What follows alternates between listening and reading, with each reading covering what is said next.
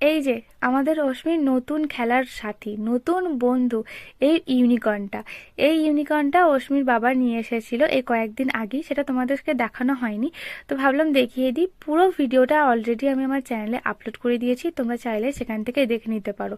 আমি তো প্রথমে ভাবছিলাম অশ্মি হয়তো ভয় পাবে, বা অনেকটা বড় তো ক্যামেরাতে অতটা বোঝা যাচ্ছে না, অনেকটা বড়, অনেকটা হাইট, তো ভেবেছিলাম হয়তো পড়ে যাবে, কোনো কিছু হবে। তো দেখলাম যে না না, আমার মেয়ে পুরো প্রো লেভেলের হয়ে গেছে। এত সুন্দর ঘুরছে, এত সুন্দর খেলছে। আর এটা না মানে দুটো মোড আছে। একবার তুমি গাড়ির মতো এইভাবে চালাতে পারো, আর একবার দেখলে অশ্মি বসে বসে দোল খাচ্ছে। এত সুন্দর হয়েছে জিনিসটা। আর এই কানগুলো অশ্মি ধরে, কিন্তু এখন পুরো অশ্মি পুরো দুষ্টুমির মুডে আছে, ফুল 40 মানে 440 ভোল্টেজ যেটাকে বলে, তো সেই রকম আর কি, এত দুষ্টুমির মুডে আছে।